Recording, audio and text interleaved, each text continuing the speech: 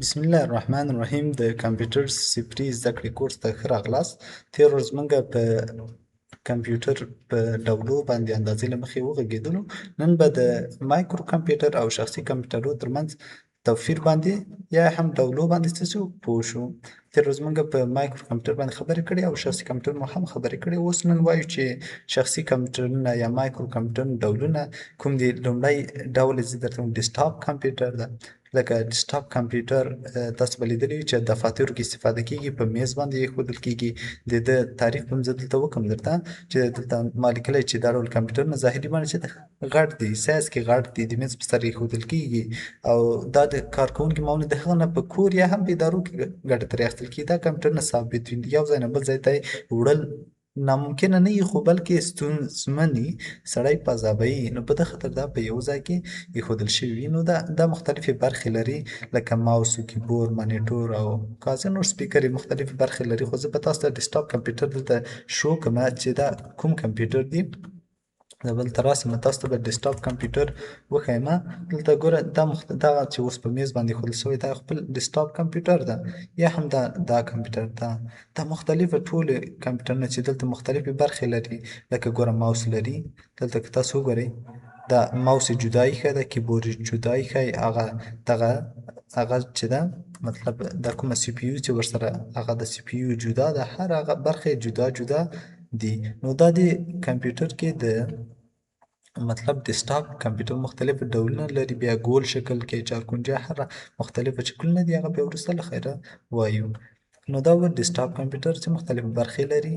بل لپټاپ کمپیوټر دی. لپټاپ کمپیوټر خو تاسو سره بلد یې چې هغه کمپیوټر ته ویل کېږي چې ډېر سپک وي او بل ماوس، کیبورډ و نورې برخې ټولې په یوه کې سره یعنی مطلب په یوه کې سره وصل وي او لکه بطرۍ هم ورسره وصل وي. او بل د لپټاپ او ډیسکټاپ ترمنځ غټ او عمده توپیر دا ده چې ډیسکټاپ کمپیوټر کله چې برق لاړ شي ډایرکټ له چارج قطع کېږي او ګل کېږي پرې، خو د لپټاپ کمپیوټر داسې نه ده، ځان ته بټرۍ لري. کله چې د برق لاړ شي بیا له خپلې بټرۍ څخه استفاده کوي، کله چې بټرۍ یې خلاص شي بیا له هغه څخه ګل کېږي.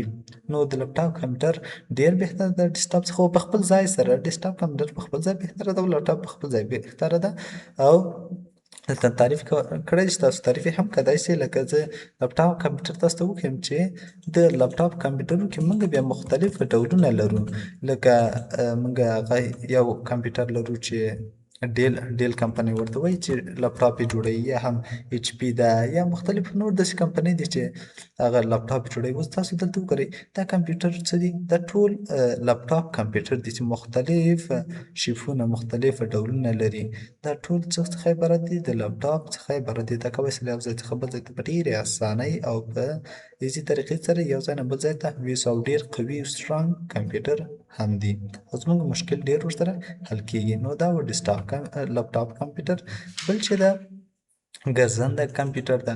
او د دا هیر نشي چې د لپټاپ کمپیوټر چې ډیل هم یو کمپنۍ د ایچ پي، توشیبا، لایوار، ماکو، لکه اپل کمپنۍ ده. ګوره تاسو یو کس وایي چې دقیقه کومه کمپنۍ بهتره ده، دا ګوره بهتره ټولې کمپنۍ دي، خو په افغانستان کې لومړی ډیره مشهوره ده چې ډیر استعمال شوې ده او نتیجه یې ورکړې بیا ایچ پي، او دا نورې دا هم بهتره کمپنۍ دي، خو دا خارج کې ډیر استفاده کېږي. نو په دې خاطر افغانستان کې دومره ډیر مشهورې نه دي. او اپل هم تر ټولو ښه کمپنۍ ده، خو د اپل سیستم لږ زری پیچلی ده، نظر د ډیلو هغه ته ایچ پي ته بیا ټول کې چې سیستم ډیر ایزي ده، اسانه ده، هغه د ډیل کمپیوټر ده. بل چې دا ګرځنده کمپیوټر ده. ګرځنده کمپیوټر ته لپټاپ کمپیوټر هم ویل کېږي. لکه زه به تاسو ته ګرځنده کمپیوټر دلته ووایم چې دغه کمپیوټرونه چې لپټاپ څخه چې دي کوچني دي او په یو لاس کې نیوای چې په بل لاس خط پې لیکلی شو، یعنې یو لاس کې ونیسه بل کې لیکنه پې وکړه. زیاتره یې قلم هم لري او یو سره په بټرۍ کې توپیر دی، مطلب بټرۍ د ده وړو بټرۍ لري، وړې قلمي باټرۍ خوري او چارج هم خوري. خو له لپټاپ څخه دا چې کمزوري کمپیوټر دي.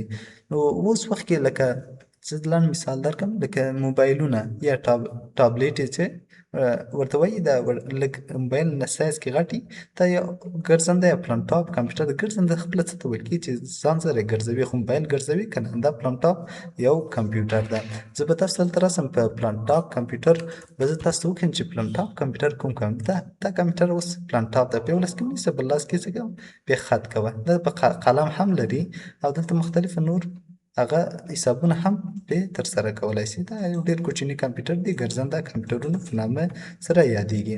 بل پی ډي ای یا شخصي کمپیوټرونه دي. شخصي کمپیوټرونه هم چې موږ د پی ډي ای شارټکټ موږ لومړی ووایو چې پی له پرسونل څخه اخیستله، ډي د ډیجیټل څخه اسسټانټ، د ای له اسسټانټ څخه اخیستل شوی ده. یعنې شخصي که ګرځنده ډیجیټل کمپیوټر لکه ټابلیټ کمپیوټر یا سمارټ فون یا مختلفه نورو ډولونه دا لري چې موږ تعریف یې داسې کوی شو چې هغه ډول کمپیوټرونه چې د کوډ پر ځای یو ځانګړی قلم په واسطه کار کوي. ګوره ده هم ګرځنده کمپیوټر هم په قلم په واسطه هم کار کوي، ټچ هم کار کوي یا نور په تکمو په واسطه هم کار کوي. خو دا شخصي یا ګرځنده ډیجیټل کمپیوټر چې دی یا پرسونل ډیجیټل اسسټانټ دا چې ده د قلم په واسطه کیبورډ په ځای چې باندې کار کوي قلم په واسطه کار کوي. زیرمه کولو بیا رغولو دپاره ګټه اخیستل کېږي، انټرنیټ سره هم نښلول کېږي.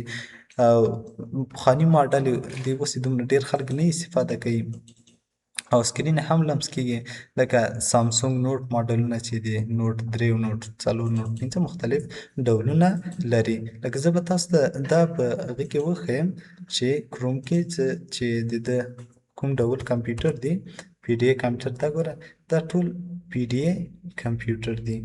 خو دا اوس دغه خپله د موږ نوکیا موبایلونه چې استفاده کوو دا خپله یو کمپیوټر ده. خو کوم کمپیوټر ده؟ پی ډي ای کمپیوټر ده لکه نوکیا کمپیوټر، نوکیا موبایل. نو دا و زموږ د نن ورځې درس. نو په لوی الله تعالی سپارم ښه وخت ښې چارې.